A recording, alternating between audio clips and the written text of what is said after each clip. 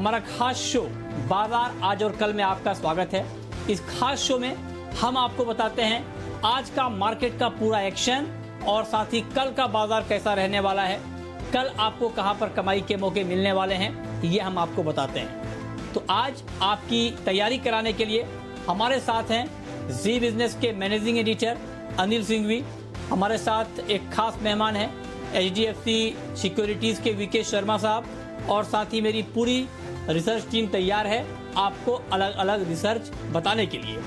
आशीष आज हमें बताएंगे बाजार का पूरा एक्शन, कुशल बताएंगे कि कल आने वाले नतीजे कैसे रहेंगे और हम समझेंगे देश में मोबाइल मैन्युफैक्चरिंग से जुड़ी एक रिसर्च और मोनिका यादव से हम जानेंगे कि कौन बन सकता है सेबी का नया चीफ। लेकिन सबसे पहले आपको बताते हैं कि आज पूरे दिन शेयर मार्केट में किस तरह का कामकाज हुआ है। तो बाजार की शुरुआत तो आज दमदार हुई, लेकिन बाद में बाजार पर मुनाफा वसूली हावी हो गई। हालांकि आखिरी 1 घंटे में रिकवरी भी लौटी और उसी रिकवरी के दम पर ही निफ्टी करीब 0.25% की मजबूती के साथ 10,800 के ऊपर बंद होने में कामयाब हुआ।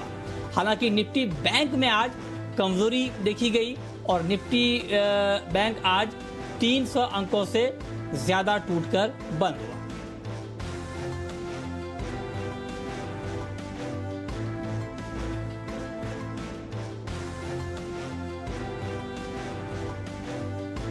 और अब रुक करते हैं आज के बाजार पर एडिटर्स टेक का, और ये बताने के लिए हमारे साथ जी बिजनेस के मैनेजिंग एडिटर अनिल सिंघवी जुड़े हैं।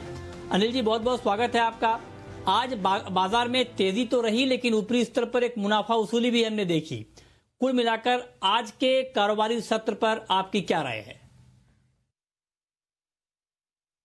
हफ्ते की शुरुआत करने के लिए दुनिया भर के बाजारों से बेहद दमदार संकेत थे आज सुबह। जी हां, अमेरिका में वीकेंड पर शुक्रवार को 450 अंकों की दमदार मजबूती दिखी डाउ में। नेस्डेक एक बार फिर से रिकॉर्ड हाई पर जाकर बंद हुआ और अमेरिका के फ्यूचर्स भी 150 पॉइंट ऊपर। तो ऐसे में मजबूत खुलना तो तय था, खुले भी। और 23 मार्च से जो करेक्शन के बाद है ना तेजी बनी है, उसके हाईएस्ट लेवल आज हमें फिर से मिले इंट्राडे में।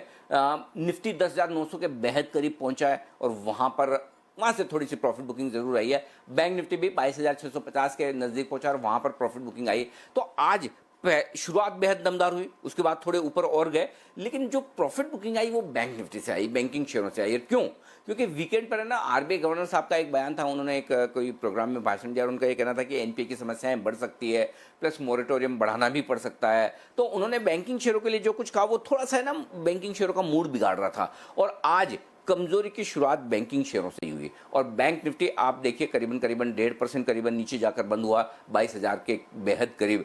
इसके विपरीत निफ्टी बेहद मजबूत, रिलायंस, HUL, ये ऐसे स्टॉक है जो बड़े तगड़े दिख रहे हैं। और 3% अगर रिलायंस बढ़कर बंद हो रहा है तो कैसे निफ्टी खराब होगा? 10,800 की जो क्लोजिंग मिली है ये इस रनअप की सेकंड बेस्ट क्लोजिंग है। तो बहुत बढ़िया क्लोजिंग निफ्टी पर आई है। तो निफ्टी और बैंक निफ्टी पिछले 2 सेशन से अलग अलग दिशाओं में जाते हुए दिख रहे हैं। अब यही बाजार की बड़ी खूबसूरती है।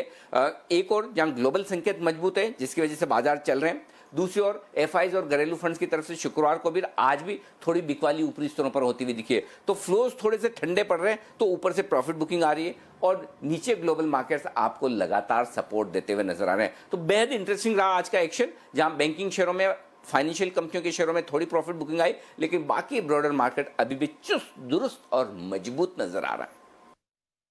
और अब आपको बताते हैं कि आज के बाजार में जो एक्शन रहा, उस एक्शन में कौन कौन से ऐसे सेक्टर रहे जहां पर हलचल रही और किन खबरों के दम पर हलचल रही, ये डिटेल बताने के लिए हमारे सहयोगी आशीष चतुर्वेदी हमारे साथ जुड़े हैं। बताइए आशीष।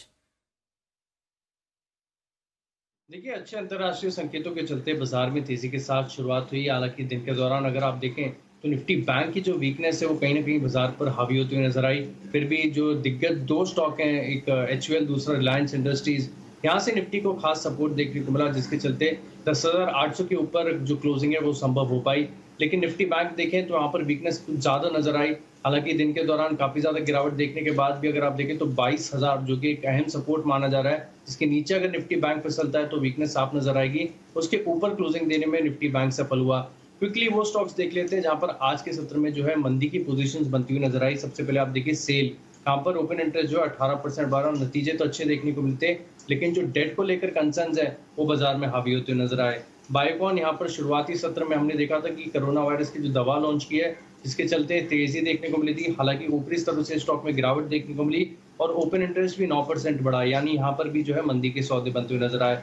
कैनरा बैंक यहाँ पर ओपन इंटरेस्ट में करीब 9% की बढ़त देखने को मिली। साथ ही अगर आप देखें तो मार्केट वाइड पोजीशन लिमिट भी है 95% के पार जाती हुई नजर आई। आरबीएल बैंक 7% ओपन इंटरेस्ट बढ़ा, स्टॉक में भी गिरावट देखने को मिली। लेकिन कुछ स्टॉक ऐसे भी थे जहां पर तेजी के सौदे जो है कटते हुए नजर आए, यानी लॉन्ग अनवाइंडिंग देखने को मिली। इक्विटास देखिए एनबीएफसी काउंटर जो है यहाँ पर 9% जो है ओपन इंटरेस्ट बढ़ा, यानी जो तेजी के सौदे में कटते हुए नजर आए। पीएनबी यहाँ पर 3% ओपन इंटरेस्ट घटा, एमजीएल 2% घटा और स्टॉक्स में भी गिरावट देखने को मिली। लेकिन सेक्टर स्पेसिफिक एक्शन की बात करें तो स्टार सेक्टर जो है आज के सत्र में था आईटी सेक्टर और टेक महिंद्रा। यहाँ पर देखिए काफी सारे एनालिस्ट की तरफ से बाय कॉल आते हुए नजर आए और स्टॉक में बढ़िया तेजी देखने को मिली। मिड कैप स्पेस से आप देखिए साइंट है, एल&टी इन्फोटेक, एचसीएल टेक, यहाँ पर भी अच्छा खरीदारी का रुझान देखने को मिला। अंतरराष्ट्रीय संकेत बढ़िया थे तो स्वाभाविक है कि मेटल स्टॉक्स पर उसका सकारात्मक असर देखने को मिलता है। Hindalco, JSW steel, Vedanta, Tata steel सभी में खरीदारी देखने को मिली और एक खरीदारी जो है लास्ट आवर में अगर आप देखें तो एक्सटेंड होती नजर आई। एफएमसीजी स्टॉक्स भी अब कहीं ना कहीं एक्शन में आते नजर आ रहे हैं, क्योंकि डिफेंसिव प्ले है, बाजार में गिरावट आ रही है ऊपरी स्तरों से, तो एफएमसीजी फार्मा स्टॉक्स मजबूत होते हुए नजर आ रहे हैं। इमामी, कोलपैल भी एक आज का ऐसा स्टॉक है जहां पर काफी तरह से सर्वसहमति देखने को मिली। बहुत सारे यहाँ पर बायकॉल्स आते हुए नजर आए। डाबर, ब्रिटानिया, यहाँ पर भी अच्छी खरीदारी का रुझान देखने को मिला। लेकिन लैगर्ड सेक्टर जो है आज के सत्र में एक ही था, बैंकिंग सेक्टर। वीकनेस साफ नजर आ रही है। आईसीआईसीआई बैंक हैवी कंसोलिडेशन के बाद पिछले पूरा हफ्ता हमने देखा कि एक छोटी सी रेंज में निकाला स्टॉक ने, लेकिन आज यहाँ से एक ब्रेकडाउन देखने को मिला। आरबीएल बैंक में भी जो है मंदी के सौदे बनते हुए नजर आए। पीएनबी और स्टेट बैंक ऑफ इंडिया यहाँ पर भी गिरावट देखने को मिली। एनबीएफसी स्टॉक्स में अगर आप देखें तो जीआईसी हाउसिंग, एचडीएफसी, चोला इन्वेस्ट और एलआईसी हाउसिंग यहाँ पर भी गिरावट देखने को मिली। जी, तो ये मार्केट में कहां कहां पर एक्शन रहा ये आशीष ने डिटेल में समझाया। अब रुक करते हैं अपने खास मेहमान का, और हमारे साथ हैं एचडीएफसी सिक्योरिटीज के वीके शर्मा साहब। सर बहुत बहुत स्वागत है आपका। आज जिस तरह का मार्केट हमने देखा, थोड़ा वॉलेटाइल था मार्केट, इसको देखते हुए कल के बाजार पर आपका नजरिया क्या है, और कल अगर इंट्राडे के पॉइंट ऑफ व्यू से कोई ट्रेड लेना हो मार्केट में तो क्या ट्रेड लिया जाए? जी नमस्ते। मेरे ख्याल से ये मार्केट का जो एक नया हाई बनाने की जो प्रक्रिया है, शुरू है, ये चलती रहेगी। और अभी जो 200 मूविंग एवरेज है वो भी नज़दीक में है और 11,000 का जो लेवल है वो भी नज़दीक में है। तो इस दृष्टि से मैं समझता हूँ कि ये यहाँ पे एक मार्केट असमंजस की स्थिति में रह सकता है, लेकिन ये पार करेगा। इसमें किसी प्रकार की कोई अड़चन मुझे तो नहीं दिखाई देती। ये पार होगा, समय लग सकता है लेकिन पार होगा। अब रह गई बात यहाँ पे कि इमीडिएटली जो स्टॉक देखना है, तो मेरे ख्याल से एक दिन की ट्रेडिंग के लिए आप देख सकते हैं उसी सेक्टर में से जो एफएमसीजी सेक्टर है जिसका आपने जिक्र किया था। तो डाबर यहाँ पे 485 रुपए पे बंद हुआ है। एक bullish inverted head and shoulders pattern बनाया है इसने, तो 475 रुपए का स्टॉप लॉस रखें और 504 का टारगेट, ये एक दिन का स्टॉक है।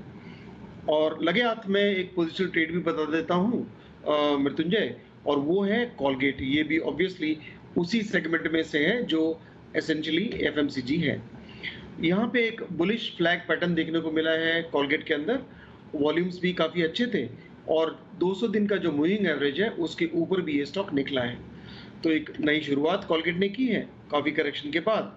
तो अब मैं समझता हूँ कि इसका जो 1432 पे ये स्टॉक क्लोज हुआ है और जो लेवल्स हैं वो आपके यहाँ पे दिखाए जा रहे हैं, उसी को टारगेट को लेके आप चल सकते हैं। तो पोजिशनल जो ट्रेड है वो कॉलगेट के अंदर आप ले सकते हैं। ठीक है, तो ये दो ट्रेड आपके लिए कि इंट्राडे में आपको कौन सा ट्रेड कर लेना है और पोजिशनली आप कहां पर ट्रेड कर सकते हैं, ये दो ट्रेड आपको बताया गया है। आगे हम आपको लॉन्ग टर्म का इन्वेस्टमेंट बताएंगे और साथ ही ऑप्शन के जरिए आप कहां पर ट्रेड कर पाएंगे ये बताएंगे। लेकिन उससे पहले वक्त है मालामाल वीकली का।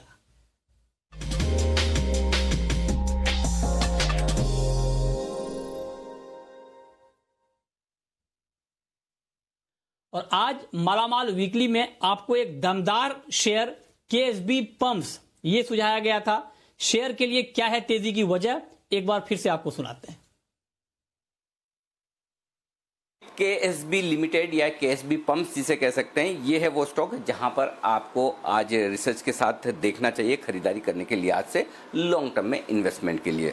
तो क्यों केएसबी लिमिटेड या केएसबी पंप ये कंपनी बेहतरीन है, वो मैं उसके कुछ कारण आपके सामने रख दूँ। सबसे पहला तो बहुत ही बेहतरीन पेरेंटेज है, जर्मन कंपनी, इनके जर्मन प्रोमोटर हैं और वो लगभग 65% के आसपास की हिस्सेदारी इस कंपनी में रखते हैं और कंपनी का कारोबार एग्रीकल्चर पंप से जुड़ा हुआ है। इस वक्त सबसे ज़्यादा मजबूत अगर कोई अर्थव्यवस्था है हमारे यहाँ तो ग्रामीण अर्थव्यवस्था है। रूरल इंफ्रास्ट्रक्चर पर सरकार का जोर है, एग्रीकल्चर पर जोर है और ये अर्थव्यवस्था जो मजबूत दिख रही है उसका फ़ायदा केएसबी पंप्स को मिलना है। पहली चीज़ तो ये कि प्रमोटर बहुत ही मजबूत है, विदेशी प्रमोटर है, जर्मनी की कंपनी है। तो मेरे ख्याल से इस स्पेस में सबसे बड़ी दिक्कत एक ही होती है, बहुत सारी कंपनियाँ लेकिन वहाँ गवर्नेंस इशू बहुत हैं, तो आपको नीट एंड क्लीन प्रमोटर वाली कंपनी मिलना थोड़ा सा मुश्किल होता है। तो यहाँ पर मजबूत विदेशी प्रमोटर जर्मनी के हैं। दूसरी सबसे बढ़िया बात यह है कि डेट फ्री कंपनी है, कर्ज मुक्त कंपनी है, किसी तरह का कोई कर्ज कंपनी पर नहीं है। इनफैक्ट कर्ज तो छोड़िए, भारी भरकम कैश है कंपनी की बुक्स पर। अब मैं आपको बताऊं, 83 रुपये प्रति शेयर इतना कैश इस कंपनी के पास है। तो अब इस कैश का क्या करेंगे, या तो कोई वो एक्विजिशन करें या बायबैक करें या फिर स्पेशल डिविडेंड दे दे। तीन में से कुछ न कुछ एक चीज़ तो कंपनी को करनी होगी इस कैश का, नहीं तो वो करेंगे क्या, बैलेंस शीट पर जो पड़ा है, क्योंकि वो प्रोडक्टिव नहीं होता, वो आपके रेशियोज खराब करता है। तो इन तीनों में से कुछ भी हो, चाहे या तो वो बायबैक करने की सोचे या फिर वो बड़ा डिविडेंड देने की सोचे, जो भी हो वो शेयर होल्डर्स के लिए बड़ा पॉजिटिव होगा। तो दूसरी बढ़िया चीज़ डेट फ्री होना है। तीसरी बढ़िया चीज़ जो है इस कंपनी को लेकर वो है इसके वैल्यूशंस बड़े आकर्षक हैं, बहुत अच्छे दामों पर स्टॉक ट्रेड कर रहा है। इस साल करीबन 28 रुपये की ईपीएस कंपनी करेगी और अगले 2 साल में कंपनी की ईपीएस 45 रुपये के आसपास पहुंचने की संभावना आप मान सकते हैं। इस साल कैश ईपीएस 41 रुपये कर रही है कंपनी और मेरे ख्याल से 2 साल में 60 रुपये के आसपास तक की कैश ईपीएस बनेगी। तो अगले 2 सालों के हिसाब से आप देखें तो कैश ईपीएस पर 9 के पी मल्टीपल पर ट्रेड कर रहा है। 45 रुपये की ईपीएस आप माने तो 10 से 11 के मल्टीपल पर स्टॉक ट्रेड कर रहा है। तो वैल्यूएशन कंफर्ट है और उस वैल्यूएशन कंफर्ट में आपको आगे स्कोप नजर आता है। एक और चीज जो है, कंपनी हालांकि डिविडेंड छोटा दे रही है दीप, लेकिन धीमे धीमे डिविडेंड बढ़ा रही है। पिछले 3 सालों में डिविडेंड 4 रुपए से बढ़ाकर इन्होंने 8 रुपए किया और हर साल डिविडेंड बढ़ा रहे हैं। तो डिविडेंड बढ़ाने की कंपनी की टेंडेंसी है, वो एक अच्छी बात हो सकती है। और आखिरी जो एक बढ़िया कारण जिसकी वजह से मुझे पसंद है वो है कि ग्रोथ प्रोस्पेक्ट्स कंपनी के काफ़ी अच्छे हैं। हिंदुस्तान में रूरल इंफ्रास्ट्रक्चर पर बड़ा जोर है, एग्रीकल्चर पर बड़ा जोर है, एग्रीकल्चर पंप्स में ये एक तरह से लीडर है। तो उस लिहाज से मुझे लगता है कि अगर किसी का साल भर का व्यू है तो 650 750 रुपये के इन्वेस्टमेंट होराइजन के हिसाब से ये स्टॉक आप रख सकते हैं। मेरा ये मानना है 2 साल 3 साल के व्यू से अगर आप इस स्टॉक को खरीदेंगे तो अच्छा मुनाफा हो सकता है। प्योरली इन्वेस्टमेंट बेसिस पर ये स्टॉक आपके पोर्टफोलियो में होना चाहिए। ठीक है, अब आगे बढ़ते हैं और कल विप्रो के नतीजे आएंगे और विप्रो के नतीजों को लेकर क्या अनुमान है, किस तरह के आंकड़े आ सकते हैं, ये बताने के लिए, समझाने के लिए हमारे सहयोगी कुशल गुप्ता हमारे साथ जुड़ रहे हैं। कुशल, बताइए। जी, तो विप्रो के नंबर जो है कमजोर साइड पर ही देखने को मिलेंगे। आप देखिए, कोविड के चलते तमाम आईटी कंपनियों की डॉलर आय पर असर आता हुआ दिखेगा और इस हिसाब से विप्रो में आप देखिए करीब 6.5% का फॉल हम उनकी डॉलर आय में एक्सपेक्ट करके चल रहे हैं। साथ ही कंपनी की जो मार्जिन है वो भी 16.1% से घटकर 15.3% रहने का अनुमान है, क्योंकि कहीं ना कहीं जो रियलाइजेशन है कंपनी की और जो डॉलर आय का इम्पैक्ट आया है वो मार्जिन पर आता हुआ नजर आएगा। इनफैक्ट अगर आप मुनाफा देखें कंपनी का तो वहां पर भी 6.25% के फॉल के साथ 2180 करोड़ रुपए का जो मुनाफा है वहां हम एक्सपेक्ट करके चल रही है कि कंपनी पोस्ट कर सकती है। मैनेजमेंट की तरफ से 2-3 चीजें इंपॉर्टेंट है। इनफैक्ट जो नए सीईओ आए हैं थियरी डेलापोर्ट, उनका क्या एक्शन प्लान है, ग्रोथ स्ट्रेटेजी क्या है, वो उस पर नजर रहेगी। साथ ही ये कंपनी जो है क्वार्टरली अपनी जो गाइडेंस है वो घोषित करती है, तो Q3 के लिए गाइडेंस हम एक्सपेक्ट करके चल रहे हैं कि वो रद्द कर देंगी कोविड के चलते। साथ ही कंपनी जो है हो सकता है कि बायबैक की घोषणा भी कर सकती है, तो उस पर भी आपको फोकस रखना होगा। शर्मा जी, ये जो अनुमान अभी कुशल ने बताया है, इस अनुमान को देखने के बाद आपका क्या व्यू विप्रो के ऊपर बन रहा है? जी, मेरे ख्याल से जो ऑलरेडी जो जिस तरह का एक म्यूटेड से ग्रोथ की जो अपेक्षा की गई है वो तो ऑब्वियसली दिखता है वेल डिस्काउंटेड है, लेकिन आज शेयर ने बड़ा अच्छा बहुत ही तकाजा दिखाया ऊपर बढ़ने का। और अगर इसके रिजल्ट कल नहीं होते तो ये जरूर आज एक ऑप्शन मैंने उसका दे दिया होता, पर क्योंकि रिजल्ट है इसलिए हम नहीं देते, और पहले ही रिजल्ट के पहले किसी को इन्वेस्टर को बोलते भी नहीं है, अब रिजल्ट देख के फिर कीजिए। लेकिन कुल मिला के ऐसा लगता है कि ये स्टॉक ऊपर जाने के लिए तैयार है, रिजल्ट देखें और उसके बाद में कोई डिसीजन लें। ठीक है, तो ये व्यू है आपका। लेकिन अब वक्त है शर्मा जी के ऑप्शन का।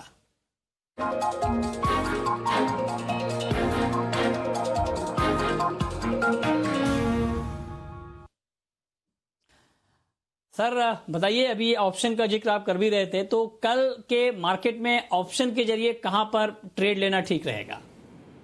जी, ये जो स्टॉक मैंने आज चूज किया है वो मेरा फंडामेंटल भी स्टॉक है, जिसको मैं आगे जिक्र करूंगा, आप पूछेंगे तब, पर उसका नाम है भारती एयरटेल। ये कंपनी इसने आज 2% की वृद्धि के साथ, थोड़े अच्छे वॉल्यूम के साथ क्लोज हुआ और 587 के आसपास क्लोज हुआ। मैं यहाँ पे 590 की कॉल लेने की सलाह दे रहा हूँ। इस पे आप 23 रुपए का प्रीमियम था, इसमें स्टॉप लॉस रखे 19 रुपए का और टारगेट है करीब 31 रुपए। तो मैं समझता हूँ कि ये पोजिशनल कॉल भी बनती है और उसके साथ आप फंडामेंटल की दृष्टि से तो आप लेंगे तो आप थोड़े स्टॉक्स ले सकते हैं, पर लंबी राय के लिए तो ऑप्शन के लिए एक यही राय, and this is all from me for this option trade. जी, तो ऑप्शन के लिए ये आपका एक ट्रेड हो गया। आगे हम आपको और ट्रेड बताएंगे, लेकिन एक महत्वपूर्ण खबर का रुख करते हैं और खबर सेबी चीफ को लेकर है। सेबी चीफ के चुनाव के लिए अगले हफ्ते बैठक हो सकती है। इसमें क्या फैसला लिया जा सकता है और क्या डिटेल है, ये बताने के लिए हमारी सहयोगी मोनिका यादव हमारे साथ जुड़ रही हैं। मोनिका, बताइए क्या डिटेल है आपके पास? जी, इस हफ्ते या अगले हफ्ते सेबी चेयरमैन की नियुक्ति के लिए एक बहुत ही अहम बैठक हो सकती है और मुझे सूत्रों से पता चल रहा है कि इस पोजीशन के लिए कुछ 20 से 25 आवेदन आए हैं। तो सबसे पहले तो ये विकल्प हो सकता है कि अभी जो सेबी के जो करंट चेयरमैन है मिस्टर अजय त्यागी, उन्हें फिर से 1 या 1.5 साल का एक्सटेंशन दे सकते हैं। आपको याद होगा कि उन्हें फरवरी में 6 महीने का एक्सटेंशन दिया गया था और अभी कोविड-19 पैंडेमिक सिचुएशन को देखते हुए ये संभावना है कि उन्हें फिर से एक्सटेंशन मिल जाए। इसके अलावा जो 4 जो बड़े प्रतियोगियों के नाम सामने आ रहे हैं इस पोस्ट के लिए, वो हैं former revenue secretary mister Hasmukh Adhia, former economic affair secretary mister Atanu Chakraborty, SEBI की जो होल टाइम मेंबर हैं माधवी पुरी जी, इसके अलावा गुजरात के जो चीफ सेक्रेटरी हैं मिस्टर अनिल मुखिम, उन्हें भी इस पोस्ट के लिए एक बड़े उम्मीदवार के तौर पर देखा जा रहा है। जी, और अब वक्त है ये जानने का कि अगले हफ्ते आपकी कल के कारोबार में आपकी स्ट्रेटजी क्या होनी चाहिए, और ये बताने के लिए हमारे मैनेजिंग एडिटर अनिल सिंह भी हमारे साथ बने हैं। अनिल जी, कल के लिए क्या स्ट्रेटजी मार्केट में बनानी चाहिए? निफ्टी और निफ्टी बैंक के लिए अहम लेवल्स कौन कौन से होंगे? अब जहां तक कल का सवाल है, देखिए निफ्टी में तो एक चीज नोट करके रख लीजिए, 10,675 10,725 ये 50 पॉइंट की रेंज एकदम मजबूत सपोर्ट है, आसानी से टूटने वाला है नहीं। इसके लिए बहुत कुछ खराब हो ग्लोबल मार्केट्स में तो चिंता की बात है, अदरवाइज नहीं। तो अगर जैसा कि उम्मीद है कि भारतीय बाजार 3:30 बजे जब बंद हुए तब डाउ फ्यूचर्स लगभग 125 पॉइंट ऊपर थे, वैसे ही मजबूती के साथ अगर अमेरिका में ट्रेड होता है तो कल फिर आप तेजी देखेंगे और फिर से निफ्टी 10,850 10,900 की तरफ मिनिमम जाने की कोशिश कर सकता है। एक जो साफ ट्रेंड दिख रहा है वो ये कि है मजबूती का ट्रेंड निफ्टी में, लेकिन बढ़ने की स्पीड धीमे धीमे थोड़ी सी कम हो रही है। वो बाजार की सेहत के लिए अच्छा भी है, एकदम तेजी से भागनी है तो करेक्शन भी बड़ा जोर से आता है और यही वजह आप देखिए करेक्शन बड़ा आ नहीं रहा। कोई स्टॉक्स ऐसे हैं जो निफ्टी को आकर सपोर्ट दे रहे हैं, तो ऊपरी लेवल तो ये हो गया और नीचे 10,675 10,725 का सपोर्ट रेंज है। बैंक निफ्टी ये जरूर कमजोरी के संकेत दे रहा है। तो यहां पर एक चीज आपको ध्यान रखनी है और वो है कि 21,900 22,000 ये आखिरी उम्मीद है बुल्स के लिए। अगर इसके नीचे बैंक निफ्टी ने ट्रेड करना शुरू किया तो फिर संकेत कमजोरी के आ जाएंगे। तो बैंक निफ्टी मेक और ब्रेक वाले लेवल पर है, ऊपर की तरफ 22,400 22,500 वो रेंज है जो रुकावट का लेवल है। इसके पार फिर से निकला तो बैंक निफ्टी और मजबूत होगा। तो 21,900 22,500 ये 500-600 पॉइंट की रेंज जो है ना बैंक निफ्टी के लिए बड़ी क्रूशियल हो गई है। तो देखते हैं निफ्टी बैंक निफ्टी को वापस ऊपर खींच लेता है बैंकिंग शेयरों को, या बैंक निफ्टी दम लगाकर निफ्टी के शेयरों को नीचे खींचता है, इसका जवाब अगले 1 या 2 ट्रेडिंग सेशन में आपको मिल जरूर जाएगा। लेकिन एक चीज बहुत साफ है, अगर निफ्टी बैंक निफ्टी करेक्शन के मूड में आते भी हैं तब भी अभी भी कुछ और दिनों के लिए आपके लिए मिड कैप और स्मॉल कैप शेयरों का एक्शन बरकरार रहेगा। वहां पर अच्छी तेजी होती दिख रही है, जो कि अभी भी थोड़ी और आगे बढ़ती नजर आएगी। बहुत शुक्रिया सर आपका कल के लिए ये स्ट्रेटेजी बताने के लिए। लेकिन अब आपको बताते हैं कल के लिए ऑप्शन का एक और ट्रेड।